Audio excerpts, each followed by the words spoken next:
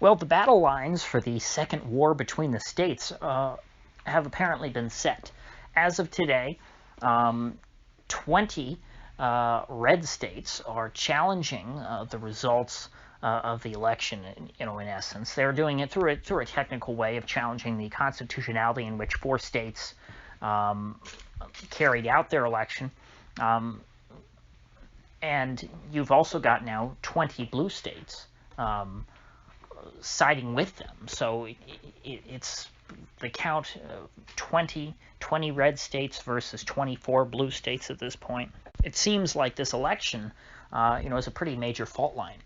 Whether or not you think that there are problems with this election which must be adjudicated or not, that seems to divide the country in half, basically. We heard yesterday that 18 states filed an amicus brief, which essentially means that they are in support of the lawsuit, although not officially a part of it. They're not plaintiffs. And that was in support of Texas's lawsuit against Georgia, Pennsylvania, Michigan, and Wisconsin. Today, later yesterday and then today, 2 more states were added to that, bringing the total to 20, Arizona and Ohio. Ohio, there's a bit of a caveat. Ohio thinks that the case should be heard, and it's an important question, but they don't think that Texas's remedy that they're seeking is feasible. They do not think that the results of the elections could be changed at this point, rather that different electors could be appointed, i.e. electors that may or may not support Joe Biden. They think that just allowing the legislatures to pick their own slate of electors is not a feasible remedy. But other than that, Ohio is on board with this Texas suit being heard. Now, in addition to the states that are part of the amicus brief, a subset of that group is now also joining the lawsuit with Texas as plaintiffs. Those states are Missouri, Arkansas, Louisiana, Mississippi, South Carolina, and Utah. Those, I believe, are all of them. Now, perhaps more states might join later, just like we saw with the amicus brief. We had Arizona, file later than the initial 17 states. You had Ohio then file their own today. But for now, in court, it's going to be, I believe, now 7 states led by Texas versus the 4 defendant states. Now, those states are not completely undefended themselves as far as the rest of the union goes. 20 Democrat states, or I should say 20 states. I don't know necessarily if you could call them all solid blue states, because I didn't look at it specifically. But 20 states, plus D.C. and 1 territory, which, gosh, I'd have to check which territory it was. Probably Puerto Rico would be my guess, or the Virgin Islands. I wouldn't expect Guam would be coming down on their side. But, so 20 states is what's important to me. I don't really care so much about the territories. They can do whatever they want. Frankly, I think the territories should all be independent, and D.C., frankly, is an abomination. But that's beside the point. So 20 states filed an amicus brief in support of the 4 defendant states. So if you're keeping score at home, that's 24 states versus 21 that is, supporting the Texas suit. But, I mean, we've almost at this point got a 50-50 split. Throw in Idaho, Wyoming, Iowa, and Alaska, which I believe haven't weighed in on anybody's side yet, and, you've got an even 50-50 split with 1 state left out, and I'm not sure what that state would be. But the way things are going, it seems like every state is going to come down on one side or the other. There are very few states left up for grabs at this point, and it seems like this is a pretty fundamental question. Who is the legitimate president of the United States? And if you've got half of the states in the union essentially saying that the game was rigged in favor of one guy, and the other half of the states saying no, this was perfectly above board, well, then I think that this is a pretty good reason or a pretty good excuse for these states to break up with one another. And I have to say that even Rush Limbaugh, who is someone who I think should be respected in terms of his analysis in certain cases, I mean, Rush isn't a dummy, and I don't think that he just throws things out there to be a bomb thrower all the time. And when even he is recognizing that there is this growing desire amongst conservative voters to separate themselves from the rest of the union, to just say, to hell with it, we're tired of dealing with these other people. I think that that's meaningful, and I think that he's correct. This is something that I think it has been building for a long time. And, frankly, this has been my strategy. In fact, I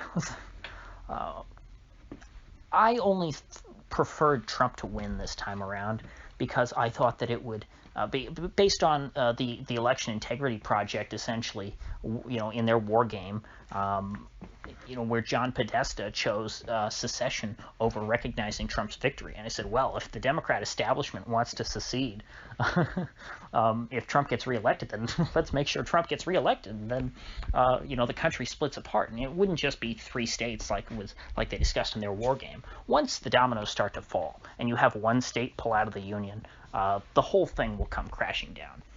This is a very different time than the 1860s. You're not going to have people band together to try and preserve the idea of the union. Nobody cares about that these days. Now, however, the shoe's on the other foot.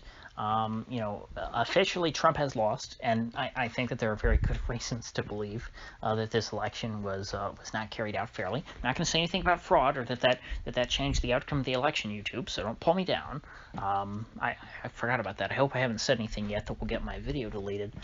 But I think that at this point, it's pretty clear that we have that on the other side, to where the right does not see the election as legitimate. They will not recognize Biden, as president. And so I think the attitude from most on the right after this, certainly with the popular base, the party establishment would be very happy to just get back to regular business and say, oh shucks, let's try again next time. But the base that takes things a little more seriously, I think that they will just say, to hell with this whole federal system. We want no part of it. We want out. And when you see so many states standing together on this issue, I think that it gives that idea some credence, because, you're not just some lone nut then, saying, if let's say, I don't know, Mississippi were to secede, people would say, oh, well, that's nuts. You're just Mississippi by yourself. I mean, what are you going to do? You're Mississippi. Now, of course, I would argue that it's a non-argument. Places with small economies being independent countries, there's no problem with that. But normal people would shoot that idea down and say, no, that's nuts. They need to be a part of the big, powerful union, or else the states in and of themselves, they're worthless. If you have a bunch of states that all now have a problem with with our current arrangement, it gives the idea of separating from the union a much more credible, or a lot more credibility. And at this point, I'm kind of wondering if it might be more useful or preferable for the Supreme Court to just throw this case out and completely try and dismiss it and not even hear the case. Because at this point, there's enough people who have been convinced that there are problems with this election. And so if the court, so they think they've got a legitimate case and it should at least be heard. Now, if the court takes up that case, they listen to the arguments, and then they make a ruling and they say, hey, you proved that there was some stuff, some bad stuff going on, but we don't think it was enough to, change the outcome or whatever, and so therefore, we're not going to throw out the results of the election or whatever and give it to the legislatures. We're just going to, make sure Biden's president. I think that there's a substantial contingent of people who think that there are some problems with this election, who, if the Supreme Court, takes the claim seriously and then makes a ruling like that, they'll accept that. And they'll say, okay, the Supreme Court took it seriously, they made their ruling, and that's that. But if the Supreme Court just completely stonewalls, just like the rest of the judiciary, all the way up the chain, stonewall,